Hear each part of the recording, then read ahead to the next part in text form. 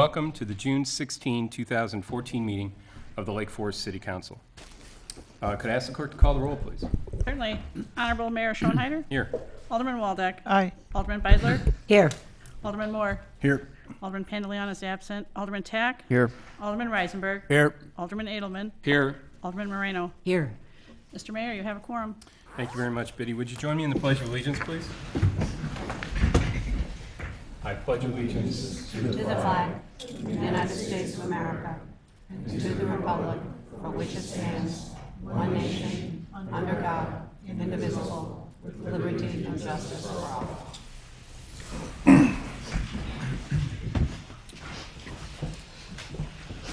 Good evening. The first item on the agenda tonight is comments by mayor, and I have a resolution of appreciation to read for Mr. U.L. Jernigan, and I'd like to read that now.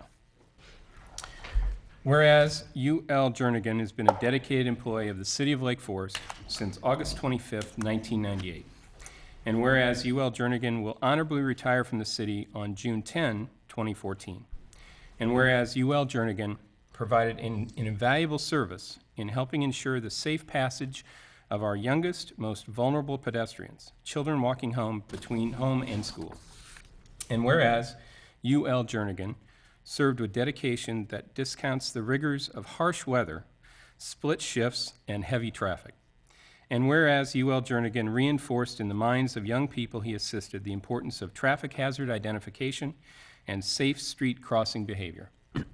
Now, therefore, be it resolved by the City Council of the City of Lake Forest that the Council, on behalf of the administration and residents of the community, hereby express its appreciation and gratitude to U.L. Jernigan for a public service faithfully performed.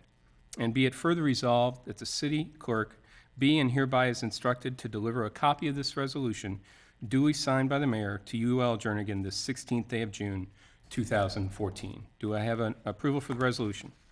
So moved. Do I have a second? Second. All those in favor? Aye.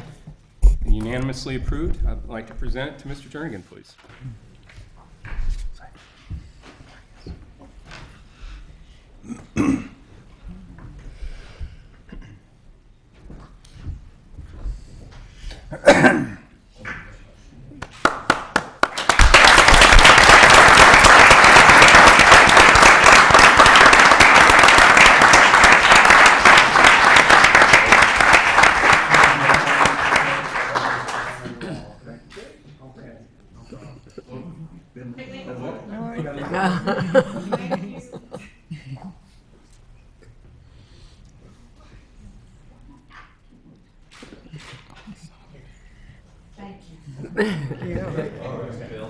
Thank you.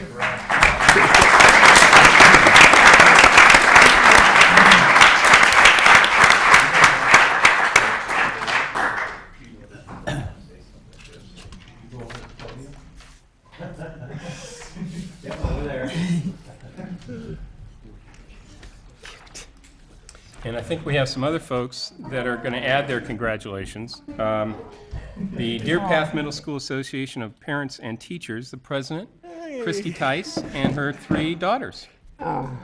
Ms. Tice? Hello. You need to speak into the microphone, though, Okay. so we can hear you at home. I'm just not no pro at this. Thanks so much, Don. On behalf of District 67, I am so honored to just say thank you to UL. You've just done the most unbelievable job from the day that I first brought my children up to the parking lot at DPM. I felt so safe knowing you were there. And in addition, every day you've smiled, you wave at me. Even sometimes when I'm not waving back or smiling back, who knows why? That would be ladies. I'm just so grateful. So thank you so much. And on behalf of District 67, we just are so grateful for you allowing our children to get safely to school every morning and get home safely every evening. Thank you. Thank you. We'll miss you. Thank you. That is for you. A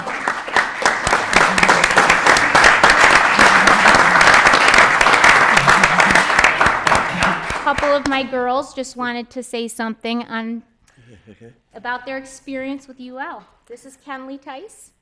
I just really like to thank you so much for being our crossing guard and helping us go cross the road safely with a smile every single day. And you're always so joyful and so cheerful. And it's been such, you've helped us feel so safe and going across the road every single day. And we just really like to thank you and show our appreciation. Okay, thank you.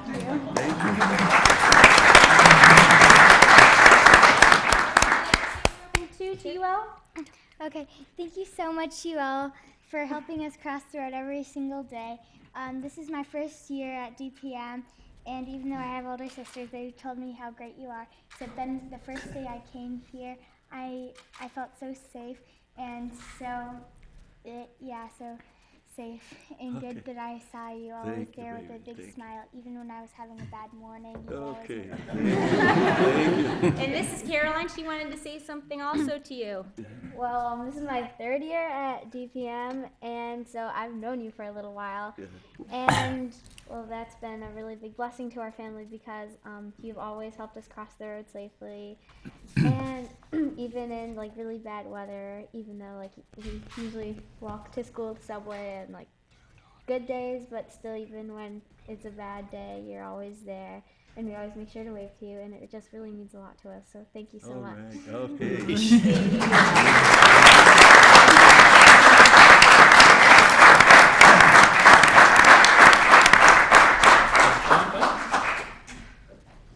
Well, it's been a long time, you know. I did start here, I believe it was in 98. I didn't have no idea I'd be here that long when I started. But it's been good. Folks has been nice. The children were nice. And I worked for some of the nicest people that is, I guess. I had no problem. And the main thing that I think about, didn't have no accidents. No accidents. We didn't, nobody get hurt. You know, that mean a lot to me. You know, being able to keep, you know, we had some close calls every once in a while. but we didn't nobody get hurt. And everybody's been nice. I don't think, as I was saying, I've been there all this time, and I didn't think nobody went to the police department and complained about me. If they did, they didn't tell me. I hadn't had one policeman, the police department, one time, not one time, come and chastise me about something I did or didn't do. So I think that's good. I think that's good. And I enjoyed being here, so. See you.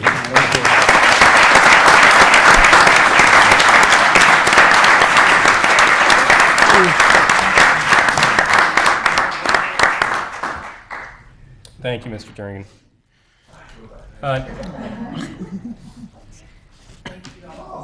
Next item on the agenda is 2014-2015 new board and commission appointments, reappointments. I'll read the following and look for a motion to approve all of them. Building Review Board, Fred Moyer, reappointment from Ward 1. Plan Commission, Tim Henry, an appointment from Ward 3. Jeff Kuchman, a reappointment in Ward 1. And the Larry Temple Public Service Award Committee, Roger Moore, has agreed to serve on that committee for 1 year. Could I ask for a motion to approve the recommendations? So moved. Do I have a second? Second. All those in favor? Aye. Opposed? Hearing none. Passes unanimously. Thank you. Last item on my report, approval of the agreement with the city manager. Any comments on that particular item? If not, I'll ask for a motion to approve. So moved. Do I have a second. Roll call vote, please, Biddy. Alderman Waldeck. Aye. Alderman Beidler. Aye. Alderman Moore. Aye. Alderman Tack. Aye. Alderman Reisenberg. Aye. Alderman Edelman. Aye. Alderman Moreno. Aye. 7 yea, 0 nay. Motion carries. Bob, you're stuck with us again. Congratulations. Keep up the great work. And that concludes my comments. Next item on the agenda, comments by city manager. Bob Cotter. Thank you, and thanks to the entire city council for that vote of confidence.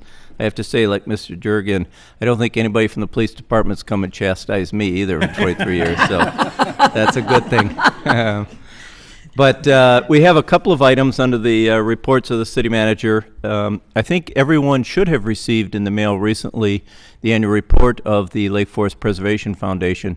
And every year they give out awards for to different residents who have done restoration, rehabilitation projects, so forth. And this evening, we have Gail Hodges, the president of the Preservation Foundation, here to review those with the City Council and talk about some of the awards. So, Gail?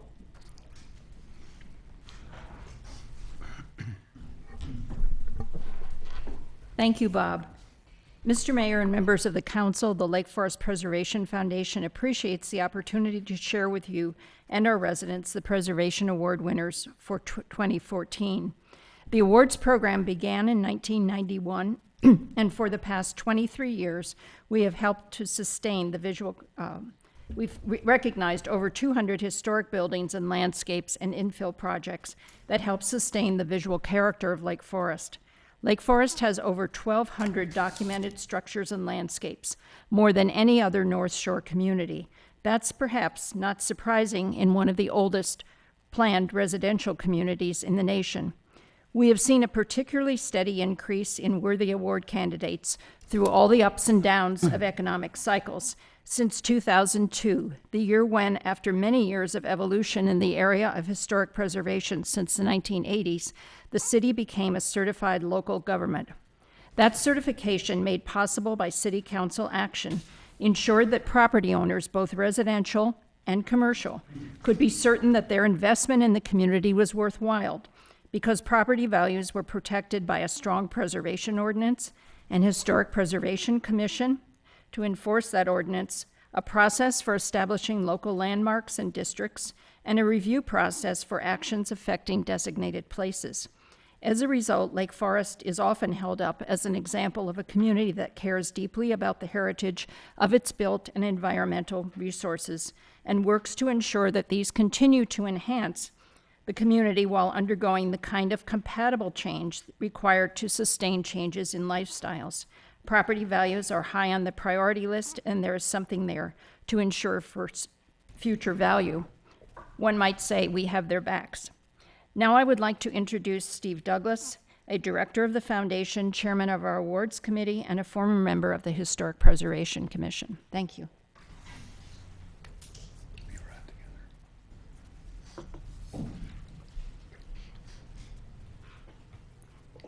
Thank you, Gail. This year, we had awards in all 5 categories shown here. So let's begin with preservation. Preservation focuses on the maintenance and repair of existing historic materials and retention of a property's form as it has evolved over time. This is the act or process of applying measures necessary to sustain the existing form, integrity, and materials of an historic property. At 1522 Estate Lane, Brian and Joan Maxwell have preserved the original dovecotes of David Adler's 1923 Albert Lasker Estates. The owners have also recently completed a renovation of the interior and an addition to the existing home. At 965 Castlegate Court, Cheryl and Bill Killam have preserved their 1930 colonial revival home, maintaining the home's original character and beauty outside while modernizing the interior to suit 21st century living.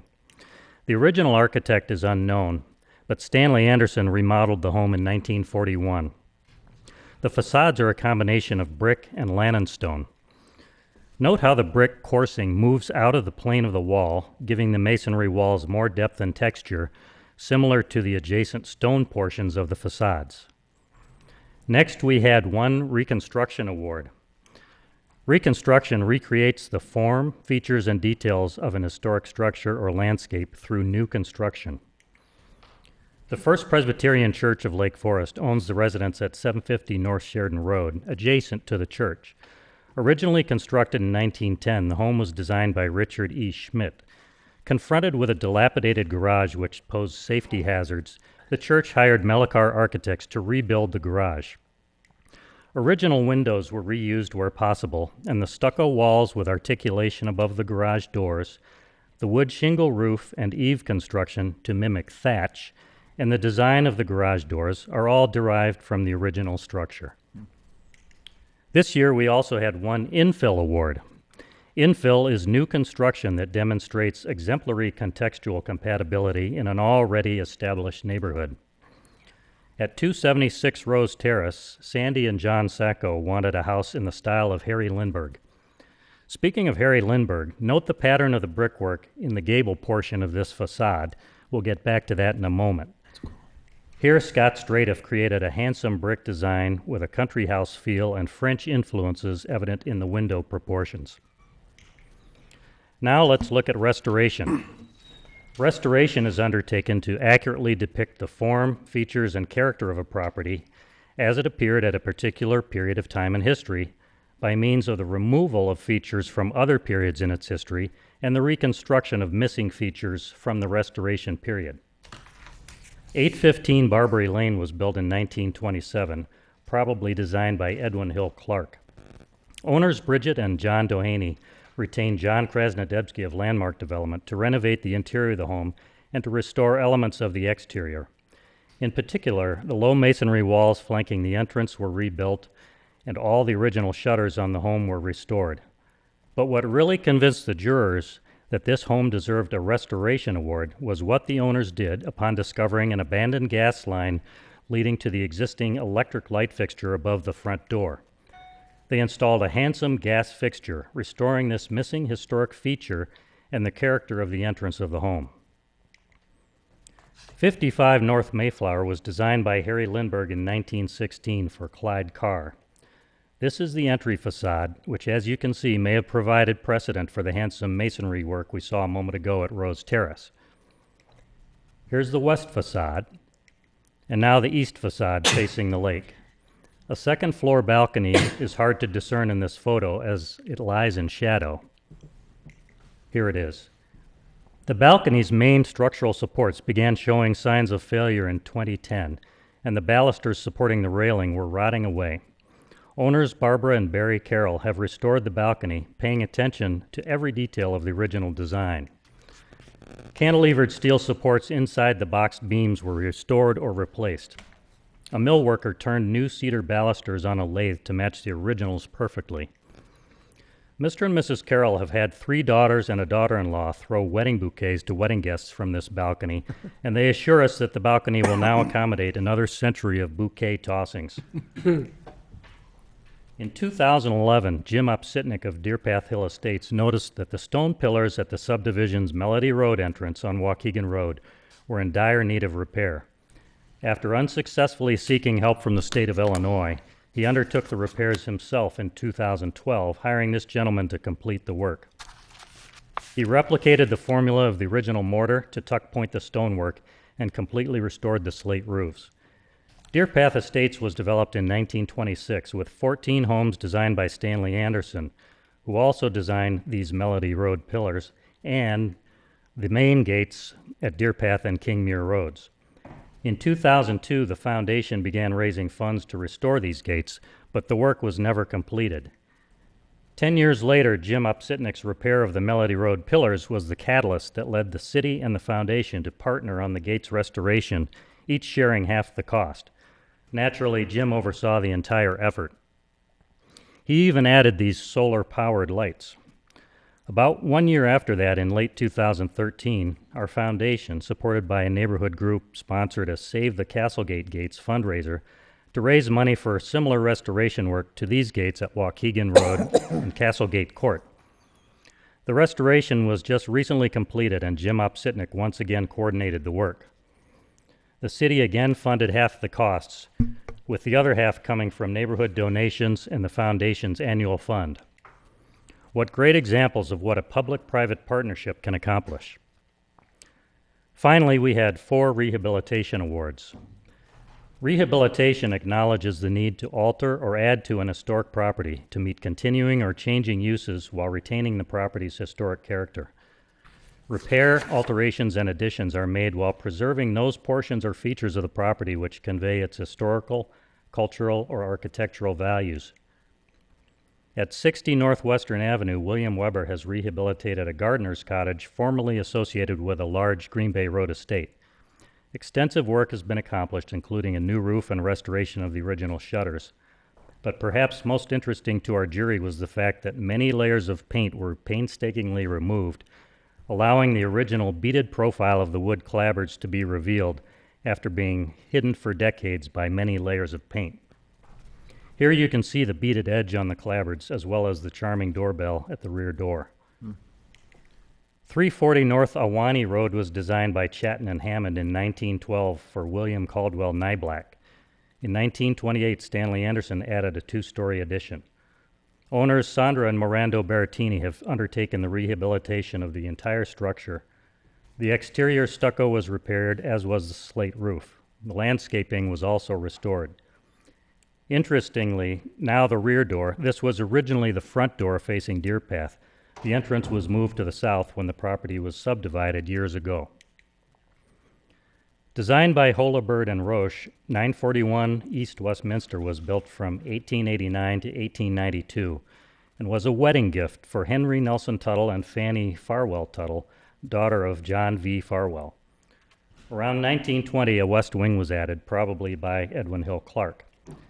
Ingrid and Brian Brzezinski have owned the home since 1996 and remain its faithful and meticulous stewards. With their architect Stuart Cohen, they have completely restored the house and the gardens to 21st century standards while maintaining the original character. Designed by New York architect Philip Lippincott Goodwin, the noble Brandon Judah estate, Manor House, was built between 1925 and 1928 as part of a 40-acre Green Bay Road estate. The meticulously restored manor house is an outstanding example of French Renaissance revival style. The gardens are a primary example of 17th century French landscape design. Current owners Francesca and Liam Connell, with architect David Polton, have renovated the kitchen area, installed interior humidifiers to protect the historically significant wood paneling, and have embarked on numerous exterior restoration projects, including repair of all chimneys, repair of all windows, restoration of various courtyard elements, shown here, and including this, and this fountain, and the installation of a pergola in keeping with original photographs. So that summarizes our awards this year. Thank you for supporting the foundation, and thank you especially for supporting preservation in Lake Forest.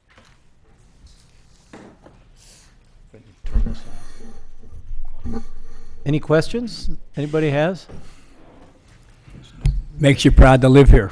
What's that? It makes you proud to live here. Yeah, really does. Stephen Gale and everyone at the foundation, thank you so much for all you do for our community.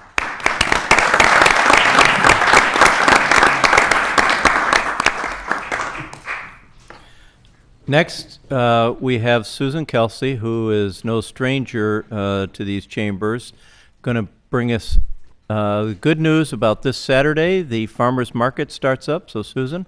Thank you, Mr. Kiley. This Saturday marks the 4th annual Lake Forest Farmers Market. It will run for 18 Saturdays, and it's open at 8 a.m. until 1 p.m. It's at the East Lake Forest train station, free parking. We have close to 30 vendors. We have fresh fruit, local from Michigan. We have vegetables, bison meat, alligator meat, all kinds of meat, fish, Door County whitefish, bread, desserts. We have flowers from St. Anne, Illinois. Live music every week. We have a band coming about halfway through the summer called Hibbity Dibbity. So a local Lake Forest band that they're making it out in California, and they're coming back for the summer to play here. And then we have some new things this year. So we have some John Deere wagons to pull the produce around. We have some John Deere toys. We have a new kid corral, a large picnic area for the adults and the kids to enjoy their food. And then, as usual, the Lake Forest student garden, which is always popular, and it's 100% organic food. But what I'm most excited to introduce you to that's new this year is the young man standing next to me. His name is Carl Moorcott. He's a Lake Forest resident. He's a student at Vanderbilt University. And he's a bright young man that has basically created an innovative new business, and we have the privilege of working with him at the farmers market. So I'll let him introduce his business. Thank you, Mrs. Kelsey. So Food Share Food. Why Food Share Food? Why did I come up with this business? Well, there are really 4 main reasons. The first is I wanted to support local farmers market or community-supported agriculture. My family and I participated in a similar program a couple years back where we got fruits and vegetables delivered to our doorstep as well. And we had a great experience with it. There were a lot of vegetables and fruits that came to our door that we wouldn't have necessarily bought at the grocery store, but it ended up really being a great time. The second reason I came up with the idea was because I really wanted to increase the exposure to the Lake Forest Farmers Market. I know a lot of families in particular that don't go to the farmers market every Saturday, and I think there are a lot of aspects to it that could be better utilized and more people could get more out of it, I think. So we really marketed towards people who don't come out every Saturday. The third was we wanted to have a community outreach aspect to our business. We wanted to have some service aspects. So the coolest part about Food Share Food is that for every 2 boxes that we're able to sell, we actually are getting 1 free from the vendors that we're in turn going to deliver to needy families in North Chicago, and I'll talk a little bit more about that in a second. And then the fourth would be we wanted to employ youth in the community. This is not a non-for-profit business. I'm employing 8 teens this summer, so that has been a great aspect to it as well. So I wanted to split it up into 2 parts of our business. The first would be the 6 to 7 week program that we're selling to the community. Each family will receive a box or share, and a share is actually a portion of a farmer's crop, so that was where the name came from. And each family will receive a box a week for 6 weeks, and in the box will be 4 bags. And we've contracted with 4 vendors, Flamin' Furry Peaches, Geneva Lakes Produce, Twin Garden Farms, and Eloa Farms. And they'll all be providing a bag each week for each box. And we're offering 2 aspects we're having delivery and pickup. And pickup, we're establishing a tent at the farmer's market where people can just drive by and we drop the box in their car. And we're also doing delivery, doorstep delivery every Saturday, which will happen right after the farmer's market every Saturday. And this is gonna begin the 28th and August 9th. And the second part of our business would be the donation aspect, the service aspect. And like I said, every 2 boxes that we sell, the vendors have actually agreed to give us 1. And we're hopefully projecting to sell 80 boxes or programs this summer. So we're hoping to have 40 boxes to be able to deliver to families each week. And we've been working with the North Chicago Community School District 187 as well as the Emmanuel Faith Food Pantry to find these families. So they've been able to find 40 families for us each week to deliver to.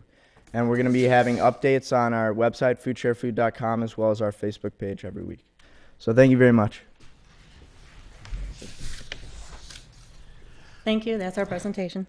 I just have one question. Is it possible to get a box with only pies and chocolates? Unfortunately, no. We're trying to ride the healthy aspect. All right. I was afraid you were going to say that. Thank you. Thank you. Thanks, Susan. Thank you, Carl. You know what? We should, with Susan, or if you want to tell people, how can they sign up for the service? There are people watching. I know there's 1 or 2 members of the press in the audience here. Yeah, so. there's a website up on the screen, foodsharefood.com. And is there another way they can sign up through Facebook? Yeah, there's a contact information on there, and if you email it with interest in signing up, we'll be able to reach out to you from there. Facebook as well, you know, all our contact information is there, a number to call if you're interested in signing up. So, thank you. Very good idea. Thank you. And then finally, another really, I think, cool story we have is the City Council knows about a year ago there was a tornado that tore through Washington, Illinois. And shortly thereafter, I was contacted by the city manager when we reached out to him and say, was there any relief that we could provide, any help that we could give them? And one of the things they talked about was the need, with all the construction that was going to have to take place, they didn't have enough building inspectors, plan reviewers, and so forth. So when the email came back and I knew what the answer was, I passed it on to Kathy and said, hey, Kathy, can we help out? And I think this is a real cool story, and I'll let Chris tell it because there's some pretty awesome pictures, I think, and some wonderful stories here about how our employees helped out residents, not just in Lake Forest, but in Illinois when they were in time of need. So, Kathy or Chris? And I wanted to introduce Chris Teresi. One of the reasons we were able to offer the kind of service that we did to Washington, Illinois is because we've had the opportunity to cross-train everyone on the community development staff. So we were able to have 2 inspectors who had a broad range of skills in the field of inspections, who were able to go and do all sorts of inspections, while at the same time, the 3 days that they were gone, other staff in the department had the necessary skills to backfill for them. Chris Teresi is our permit coordinator. She's also certified as a residential plans examiner and a residential inspector. Chris? Hi. Well, as you may know, on November 17th, an F4 tornado destroyed or damaged over 1,100 homes in Washington, Illinois. They have a population of just over 15,000. These are some of the before and after pictures of the neighborhood and what happened. This was a Sunday afternoon. That's the high school right over here and the neighborhood that's surrounding it. And here's the high school up here. These aren't all the pictures. This is just a small area. Over 600 tornado damage related permits have been submitted since December, and more are coming in every day. This is the map Mark and I were given when we arrived. The yellow area here shows the path. These are all neighborhoods constructed anywhere from the 50s through the 90s and early 2000s. Some of the neighborhoods were newer, but a lot of them were older, established neighborhoods. So over 600 permits have come in so far. More are coming in every day. Washington has only one building inspector. It's Wally, and he's 87 years old. And he is the hardest working individual I have ever met, but it's just not possible for him to keep up with the volume of these inspections and the urgency that they have to complete this work in a timely manner to get people back in their homes. Mark and I spent 3 days in Washington performing inspections everywhere from a lot of temporary electric services to footing inspections, foundation inspections, roughs, and finals. There's a lot of different phases of the work, and I'm just going to whip out some pictures of what it looks like in some of these neighborhoods. One of the challenges was finding the addresses that we were looking for. So many homes were gone. Obviously, their address was gone. A lot of these workers are working on so many projects, they didn't even know what address they were at. If I could share one story about a couple, there was this 80-something-year-old couple, Brownie and Fred had just had knee surgery, and he couldn't get down the basement stairs. So they wrote it out in their home, and they had a really well-built brick home that her father had built. And they wrote it out as all their windows were smashed out, part of their roof was torn off. They had really well-built sheds in the backyard, she watched them blow away. And their optimism really, really touched me. If you stand in their backyard, as far as you can see, there's not a home left.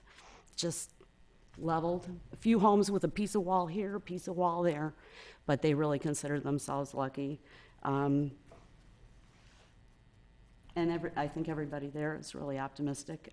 There's a lot of work going on. The residents in this town have so much to contend with, really long days of, if you can imagine, the noise and the construction and the trucks and everything going on all at once. There's a few neighbors that are left and still trying to live there. They have, a lot of communities have volunteered their services, and they do have volunteer inspectors lined up through the end of July right now. I think they're going to need help even beyond that. So I do want to thank Mayor Schoenheider and Bob Kiley and Kathy Sterniak for giving us the opportunity to go down there and just do a little part to help out, because they really needed it and they were really grateful, and it was a really good thing that you did. So thank you for letting me be a part of that. Thank you, Chris. Any questions? Those pictures are unbelievable. Yeah, I tried to narrow it down to just a few.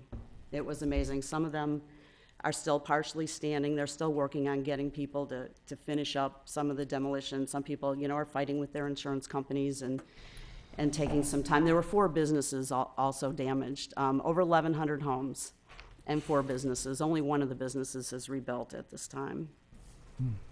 Thank you again. You're very Thanks, welcome. Kathy. Chris, thank you very much. You're welcome. And that completes my report for this evening. Bob, thank you very much. Some good stuff. Next item on the agenda, comments by council members. Any council member care to comment on any particular topic or item? Seeing none, we'll move on to item number 4, opportunity for citizens to address the council on non-agenda items. Would anyone like to address the council on a non-agenda item this evening? Seeing none, we'll move on. Items for omnibus vote consideration. There are 5, as we always do. I'll read all 5. If any council member would like to take one individually, we can do so. Otherwise, I'd ask for a motion to approve all 5 at the end. Item number 1, approval of the June 2nd, 2014 City Council meeting minutes. Number 2, resolution of appreciation for board and commission member from the Plan Commission, Augie Ziccarelli. Number 3, request to modify and extend the contract for disposing of the city's municipal solid waste. Number 4, consideration of a recommendation from the Zoning Board of Appeals in support of amendments to the special use permit for Ragdale. First reading, if desired by the City Council, final approval. And number 5, consideration of ordinances approving recommendations from the Building Review Board. First reading, if desired by the City Council, final approval. Any council members care to take any of those items individually? If not, I'll ask for a motion to approve. Second? Second. Roll call vote, please, Biddy. Alderman Walker. Aye. Alderman Beidler. Aye. Alderman Moore. Aye. Alderman Tack. Aye. Alderman Reisenberg. Aye. Alderman Edelman. Aye. Alderman Moreno. Aye. 7 yea, 0 nay, motion carries. Thank you, Betty, very much. Next item on the agenda is ordinances. There are no ordinances up for consideration this evening, so we'll move on to number 7, new business. Discussion on the water plant operations and request to modify the scope of services for the water plant performance study, presented by Mike Thomas, Director of Public Works. Thank you. Good evening, Honorable Mayor, members of the City Council. This evening, staff is requesting a modification to our scope of services that City Council approved back at your February 18th meeting. Originally, a water plant summary or a review of our existing water plant was to occur, and we were going to provide a report via our engineering consultant, Strand Associates, in early September. We would present that to our Public Works Committee and then bring it to the full City Council. Since then, we've had a couple of things change, and as a result, we'd like to come back and request a modification to our study that specifically is going to study more so what filters we will be using in the future. One of the largest changes is that we received a letter from the company that provides our filters, Aquasource, noting that they would no longer be producing our filters. The water plant is 10 years old as of April 24th, and this came somewhat of a surprise to us. But on the other hand, as we were discussing water rates with the City Council over the past 8 months, that was one of the items that City Council directed us to begin to look at, was what are the other filter companies out on the market, and how could we look at possibly expanding the water plant for more volume, as well as not be necessarily tied to a company that produces the filters overseas. So with me this evening is Brian Hackman. Brian is our consultant with Strand Associates. Brian and his team are the ones that have begun the study, and he'll take you through just some quick slides to review what the study initially was going to do, and more so what this request is going to focus on. Brian. Very good, thank you. Mayor, council members, and staff. Tonight, just talk a little bit about the performance update that we were talking back in January about, specifically related to the water treatment facility. And we were initially tasked to look at the plant optimization and performance, to find ways that we could enhance the membrane system operations, find some ways to do some performance testing, see when modules needed to be replaced, and other improvement programs that would be included with your capital budgets. And with that, we recently, like Mike said, received a letter from Aquasource indicating that the membrane modules, the white canisters here, and the slide, we received a letter from France that basically it indicated that the membrane modules are no longer going to be available for the existing water plant. And as we talked about in the council meeting back in January, they're very specific per vendor and also the system that's in place at the water treatment facility. Well, Aquasource now recommends the retrofitting of the plant using a BASF Inga membrane module. These modules are manufactured in Germany. And right now we look at the comparison between the current Aquasource membrane modules versus the New England modules. And obviously there's some questions that need to be asked there relative to capacity, how many modules are needed, capital and operational costs. And then also, what are the permitting requirements? What will the state allow to be installed in place of the Aquasource membrane modules? As part of that, Lake Forest is not alone in this challenge. Other Aquasource water systems are also facing similar challenges, and having done a survey of facilities that have the modules, we weren't necessarily involved in the design of these particular facilities. But we have seen at least one or two of the facilities start changing out the modules due to other issues in previous years. That change out appears to be successful. 3 of the facilities, in particular Zone 7 Water Agency, Limestone County Water Association, and Bexar Met, are fairly substantially large facilities. They're just starting to initiate this process as well as to how to fit in a new membrane module within their existing infrastructure to produce water for their customers. Because of the news, basically this allows the city to create an advantage given the adversity of this water plant. Aquasource maybe not be able to make these modules, but now's a time to basically look at a clean slate for new modules and a new manufacturer and system that the city feels comfortable with moving forward in a long-term relationship. Also, the existing plant optimization and performance study, I think there's still value in the things that we were looking at in that initial study, and we're just refocusing slightly to look at how there's some short-term benefits that could be gained within the current budgets and operations and save money for the city. One of the other things too is that the aging facility after 10 years is starting to show some signs of wear, and so it gives us another chance to kind of pick up the pieces, dust off things a bit, and improve the entire infrastructure related to the water treatment facility. The existing engineering agreement can be amended to develop the water treatment plant master plan, and in your packet you have a copy of that modified scope. And basically what we're doing is taking the existing study for the estimated fee that we had back in January, and then taking that, there's a revised estimated fee for that. We're still looking at coming up with capital plan recommendations in September of 2014, and ultimately a report deliverable in December of 2014 to help make critical decisions relative to the water treatment facility in the long term. One of the things as part of that report and getting into some of the details a little bit, we're focusing on the future membrane production capacity based on existing conditions and growth. Here we're looking at the chart of the production of the water treatment facility since its inception and operation back in 2004 and how the plant has performed. And it's time once again to look at the production capacity and project out into the future what that might look like for the city of Lake Forest and potential expansion capabilities. For short-term improvements, we're looking at basically, like I said earlier, to look at some budget enhancement items. And here I show a graph down below of the production efficiency of the membranes, which when you look at the goal relative to the plant and what normal membrane systems operate, it looks like there's some room for improvement when we look at things like backwash frequency. Also, the membrane system feed pressure. When we start reducing feed pressure, we save energy with the pumps. One other thing is that in your current budget and the 5-year plan, we also have valve replacements, things that are additional capital cost items. And at this point, we ask the question, does it make sense to make those if an entirely new system has to be put in place?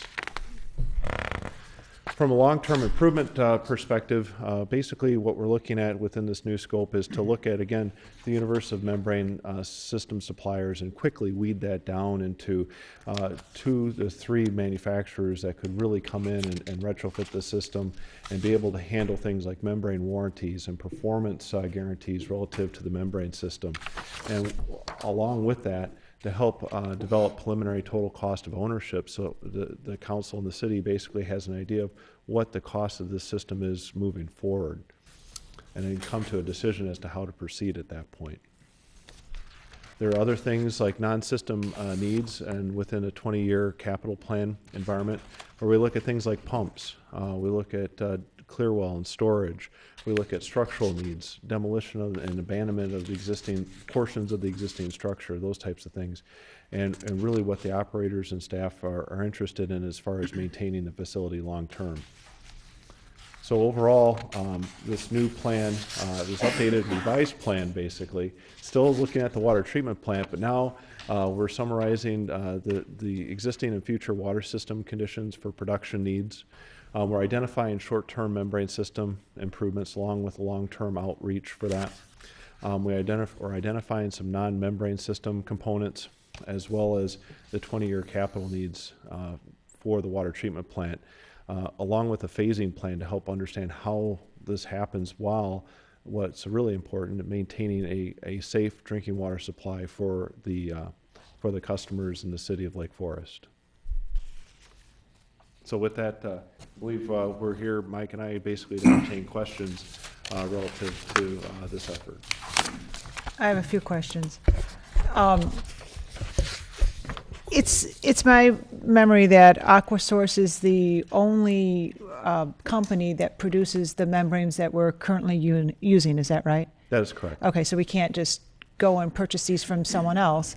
And even if we did purchase similar membranes from someone else, we would still probably have to retrofit. Is that correct? Yes, the modules for Aquasource are very unique. They have a specific diameter to them. Other manufacturers make smaller modules, and there are some manufacturers that have standardized on the diameter and size of those modules so that more than one cartridge fits in the same space. Okay. So yeah, the Aquasource is very specific, yes. Okay. And I noticed in one of the slides that you showed us, the slide that shows the map of the U.S. and the people who are similarly situated to us, Yeah. that in Alameda County, California, the probable cost of retrofit is believed to be $5 to $7 million. That's their initial look at it for an 8 MGD facility. Here in Lake Forest, we're looking at something 2 times the size of that Zone 7 water agency. So that's an order of magnitude. As far as level of details at this time, whether or not that cost is accurate relative to the Lake Forest facility is a question, because there's a lot of existing infrastructure and we don't know how that would be tied into a new membrane system. But we're talking a substantial cost, possibly in the millions? That is correct. Probably in the millions? Mm-hmm. Okay. And I noticed on the letter from Aquasource, which is written like somebody wrote it in French and then tried to translate into English. There's a line in the letter that says, "We hereby give our commitment to replace the INA whatever modules with DISR whatever modules at no extra cost the next time your modules need to be renewed."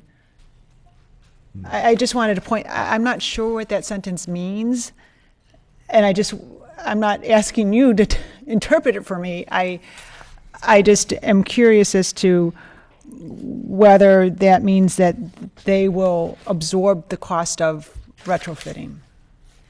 I'm just throwing that out there. It's not even a question. I'm just an observation. Or does it mean that there have been 2 brands of products that we could have been purchasing one or the other? Aren't they talking about a replacement brand? They have recommended a replacement brand, but I believe the point is correct and the question is valid. I'm looking at those words at no extra cost because we're talking about millions to retrofit something that we have to retrofit because they're not providing us with the product that we purchased from them and that we can't purchase from anyone else. I'm not asking you, I'm just throwing it out there. That's all. Yeah, just a couple comments. In the little over 3 years that I've been on city council, I've learned a little bit about our water plant, one being that it was brand new about 10 years ago. And the overriding thing that comes to my mind, and it's not the greatest analogy in the world, but when we go up to remote areas of the UP for bird camp in the fall, the guys who have Land Rovers and Porsche Cayennes, they don't bring those cars. They bring their Chevy Suburbans and their Ford pickup trucks and Chevy pickup trucks because if something breaks, there's always somebody local who can fix it. And I hate to second guess what our thought process was 10 years ago, But personally, I'm kind of disappointed that we have such an esoteric water filtration plant that there's a sole source supplier who now is going out of business, and we conceivably have to retrofit the water plant with a new filtration system. So tonight on this agenda, you're asking us to approve an increase in allocation of $95,000 to $105,000 for a study. I'd like it to be real thorough. I'd really like to investigate what all of our options are. Because when it comes to the water filtration plant, I think a Chevy or a Ford will serve this community well and have readily available parts for when things do break down. That's all I can think about. I'd also love to know the history. What happened before 10 years ago? Were we running into these kind of problems? I mean, I'd like to know the history of our water filtration plant in Lake Forest from the time of its inception until it was totally rebuilt in 2004. There have to be thousands of water filtration plants across the country. And I'd like to be in the middle of the bell curve. I mean, our water is the best water money can buy, but maybe we don't need the Mercedes or the Porsche Cayenne. Maybe our drinking water can be a Ford or a Chevy, and that'll be plenty good enough. We won't run into these ultra filtration cellulose fibers clogging up and having to need replacement and being short and be running at 2/3 capacity. And maybe ultimately we won't need water restrictions for sprinkling, even though it's a darn shame that we waste treated water for irrigating lawns. But those are my thoughts. $105,000 is a lot of money. I'd really like a thorough analysis to come back to City Council for us all to think about. But just for clarification, because I want to make sure I understand this, whether we buy a Chevy or a Porsche or whatever, we have to commit to a company. Is that right? Because the 10-inch modules made by company A are not the same as the 10-inch modules made by company B. We can't just swap them out, or can we? Well, and that's part of the detail that we're looking at in the scope, is to look at what modules can go in that spot. I do think it would be an advantage to the city to have an extended warranty, those types of protections for the modules that would be in place, and then obviously it would help to also establish membrane replacement cost. Unfortunately, I don't think any of us could guarantee that a manufacturer will last 10 or 20 years down the road, regardless of who they are. However, I do think that there will continue to be what would be like an OEM type supply of these modules to do what you're talking about and fit in the same round peg in the same round hole. That was part of the comment I wanted to make. I think that needs to be a prerequisite. My understanding is that we have 18-inch filters, and they're not going to make them anymore because the filter making process has become unaffordable for them because they have too much competition from filter makers replacing their filters in the 10-inch size. And because they have so much, this is really a question of verification. Yeah. Because they have so many competitors producing what would be effectively OEM parts for their 10-inch filter, they're not going to make any filters, and we bought that rare 7 of a kind in the country 18-inch filter because we didn't want to extend the footprint of the building, and we got the filter that only a dozen people in the world have, instead of the one that every 10th water plant that has this sort of membrane system would have. Is that close to true? That's close to true, and it's not the only manufacturer that's had this issue. There's another manufacturer that also had 18-inch modules that is now having a similar issue. They were thought to be the technology at the time to move forward with, based on that, and that has changed. Yeah. On that note, I really just want to reiterate, I certainly wouldn't support anything that we couldn't get, and I think I'm repeating what other people have said, just taking it a little bit farther maybe, unless we can get 3 quotes on our modules. I would be very reluctant from 3 separate companies to support any new project. And I don't know if that's a Ford or a Chevy, if that's what you're saying, or whether it's what you're saying, but unless we can get 3 bids from 3 companies that don't go back to the same manufacturer. I find it very hard to believe that in a country this size, with the number of water plants that are here, that there isn't a system that is that universal.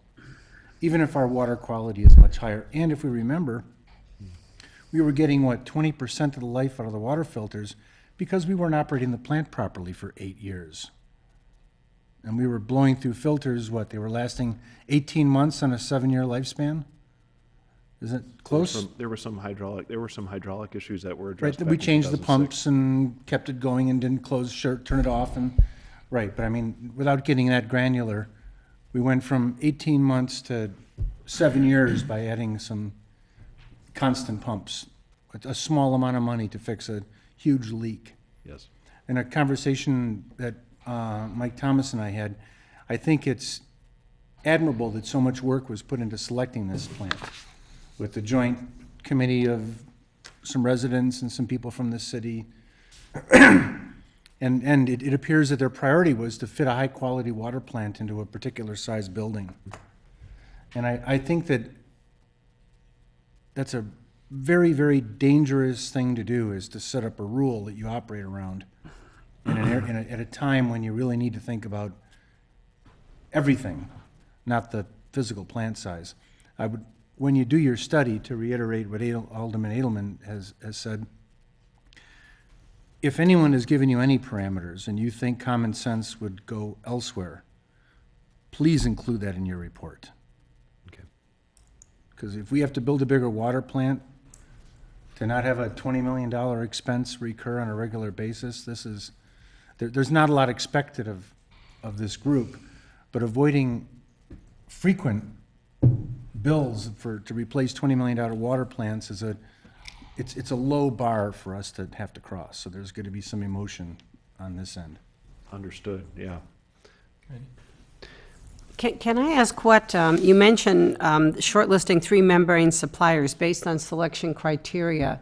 Can you elaborate a little bit on what you think that criteria would be? I mean, I think we've given you some guidelines here. It sounds like domestic suppliers are appealing, multiple, but maybe you can have, this is all new to me. I'm one of the new aldermen, and I'm not even sure I knew what a membrane module was, so I appreciate that. I knew there was an issue. I knew about the letter, but I think of a membrane as, just something that things pour through. Clearly, that is not what we're talking about here. So, but I'd be curious to know what our selection criteria are likely to be. Yeah, that's a very good question. And to give you some idea, when I've done pre-qualification of membrane systems, they've been on things like the membrane material, the membrane capability, whether it's microfiltration, ultrafiltration. Could you just unpack that briefly? Yeah. So just very high level. Okay. Whether it's whether it's flavor A or flavor B, basically. If it has a better pressure characteristic, or if it removes a certain particle. The other, where in the world are they manufactured? That's a key question. What's their % of market share? How much does that module cost per module? There's some other mechanical issues that we would look at, more broad brushed. So if anything, those are just some general criteria, and I'm pretty sure working with staff as we're going through looking at the details, who's supplying the system that goes around those modules, what experience do they have in installing that system, where are they installing these modules, what about California Department of Health testing to prove that it can meet the bacteriological requirements of IEPA, for instance? Those are the types of things when I think 30,000 foot level. Okay. For Thank you. these particular That's modules. helpful. Yeah. Brian? Yes. Is it out of the realm of possibility that BASF or one of the other membrane manufacturers might elect to run a part-time line to make 18-inch filters in order to fill that void in the marketplace? Or is there just not enough demand for 18-inchers that somebody else might go into manufacturing them?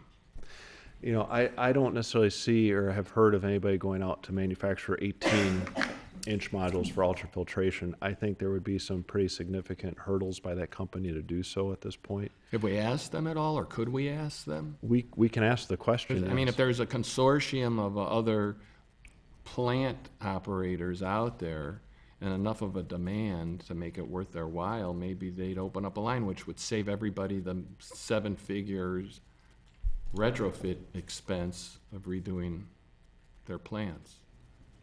Yeah, it's worth asking the question.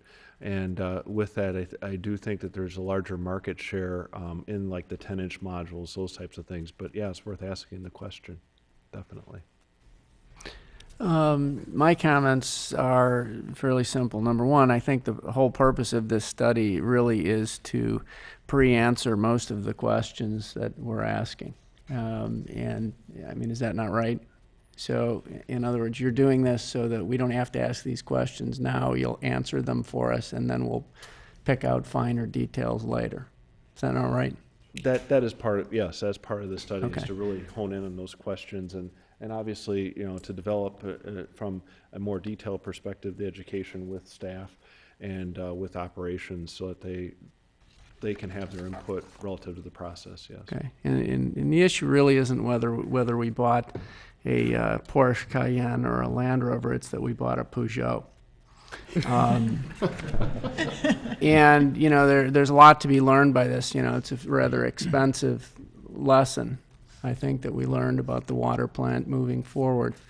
But, I mean, it's a pretty detailed thing that you're going to have to look into and present to us so that we can make intelligent decisions this time. And I think you know, when this was done the first time, and you can correct me if I'm wrong, but you were kind of on the cutting edge of this, and you made some assessments of where this market was going to go based on what the technology was, and, you know, it was beta versus, you know, whatever the other VHS thing was, and you picked the best option, and it turned out to not be the one that the marketplace picked.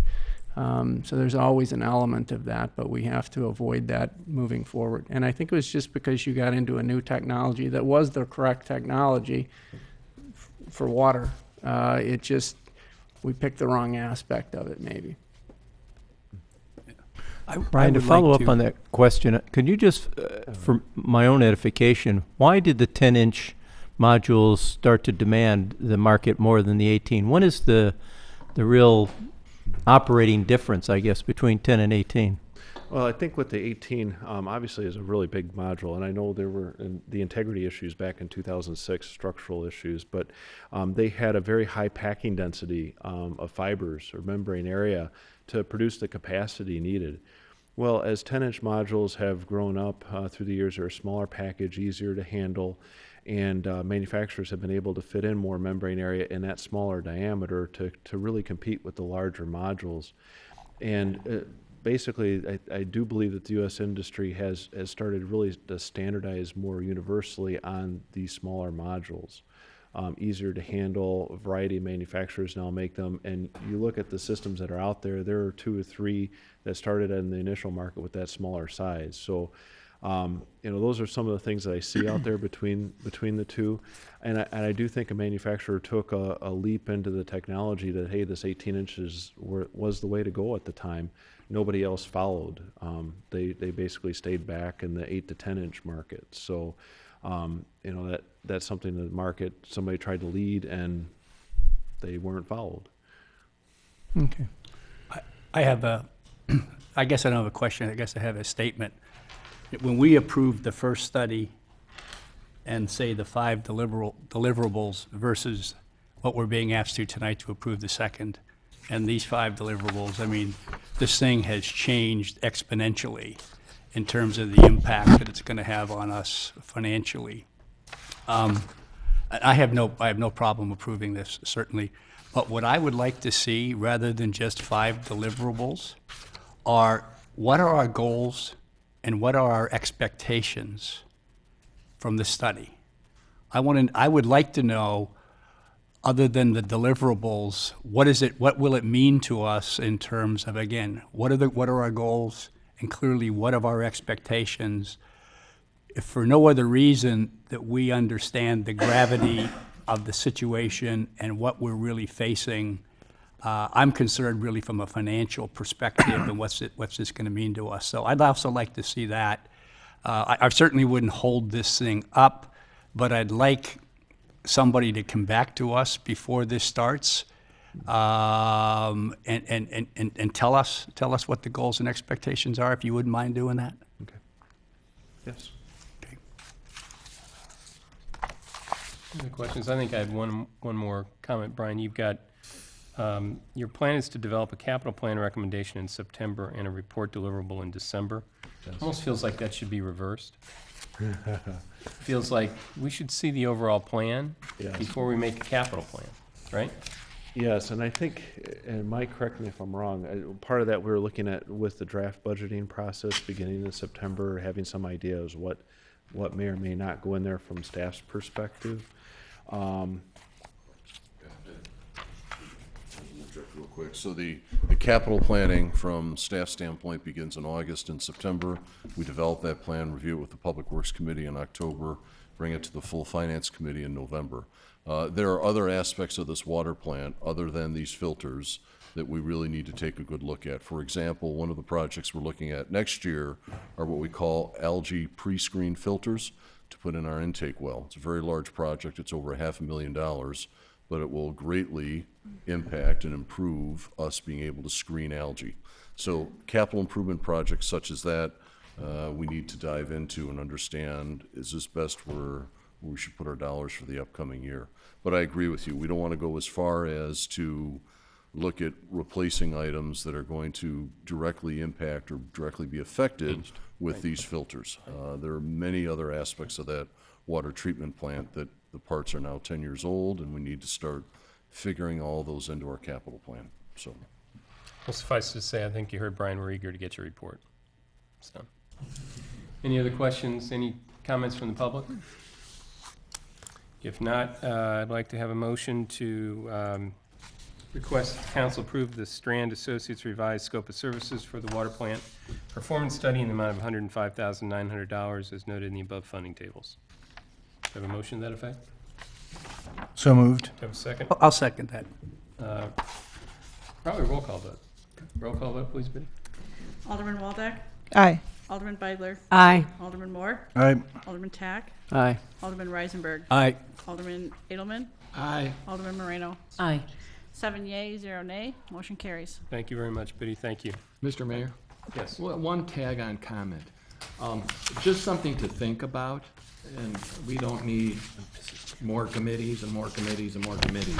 But water is important enough that maybe we want to be thinking between now and when the report comes out that maybe we do need a committee of citizens with expertise or knowledge in the general area of that to get involved with the water filtration. Like the one that we put together for this plant. I'm not being funny. Nobody who knows about water. I don't know, there might be. I think they worked hard and did a really honest, good job, and we're falling flat on our face. Hop back in a saddle. We're taking a look. It's still, I'll support Mike. It's still not it certainly couldn't hurt. And maybe we need to dig a little deeper for the depth of talent that's available within the city. So I mean, I certainly wouldn't be opposed to it, but I wouldn't want to waste anybody's time either. But it might be worth the effort to try to do it. My suggestion, and that would be this, is that I think the top layers of this could easily be handled here and at the Public Works Committee. And as we get into this, if we feel that there is need to get outside expertise from other citizens, I think we can do that. But, you know, honestly, I think that we've hired consultants who are very knowledgeable. I think we're intelligent enough to ask proper questions and get the answers. And I don't think expanding the pool of people asking the questions necessarily gets you to a better outcome. I think it's likely to prolong the process. But I think, as evidenced by the previous go-around on this, it doesn't, you know, bigger pools don't necessarily guarantee bigger fish. So I would be opposed to that. I think it's more efficient to keep it here, and unless we determine that you know, once we're looking at this, that the complexity is such that we have to go outside this talent pool. I respect that. I don't feel that strongly about my previously stated point of view. I'm okay with that. You know, one thing that we didn't mention, if I could, and I'm hoping it's taken for granted, if we're going to rebuild the plant, we're certainly going to be talking about capacity. So we don't have, okay. Can I ask another question? We've got. You're out of questions. Well, we've got bonds that funded the construction of that plant. And I think they run out 20 years. So what impact does all this conversation and the facts of the matter have on, here we're 10 years into a 20-year bond or 20, do you know, Michelle? I don't recall. But it's at least 20 years, don't you think? Does this put us in a bad way with our bondholders to be talking about rebuilding a water plant? Well, I don't think so, because I think we're getting a little ahead of our skis here. I think let's get the study, let's find out exactly what it requires in terms of the retrofitting. The bonds, actually, I think the bonds may have been 30 years, and so we might have 20 years left on the bonds. But from that standpoint, we've made our payments, and even if and actually I think we've refinanced them at least once, if not twice. So I think we're in good stead with the bondholders, but I think the bigger issue is once we get the data back, and as Alderman Tack and others have said, we've done the analysis, whether we have a citizens group or not, we're going to make the right decision, and we'll just have to size up what the best way to finance that is at the time.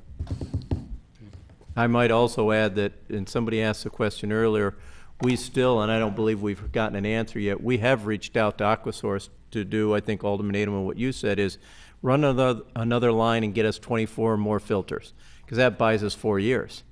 And now we're talking about this decision's 4 or 6 years down the road. We got a lot of time to plan, and more importantly, I think, see how the industry continues to move forward.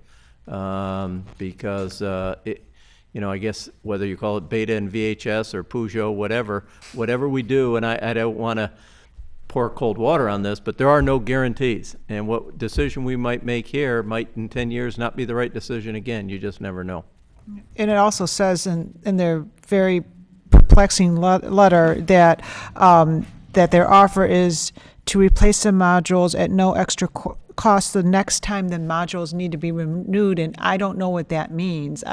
Does that mean that we need to purchase the extra the 24 more and let it run its course to even have the option of having them replace it? Well, Michael Thomas has offered to go to France, but he doesn't speak French, so he's not going by himself.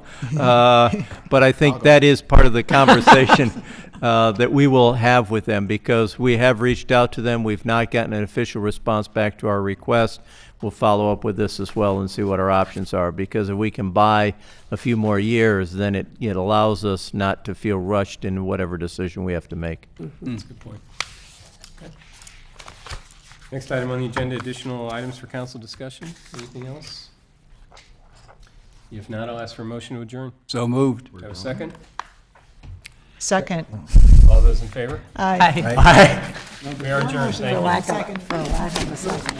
Just having too much.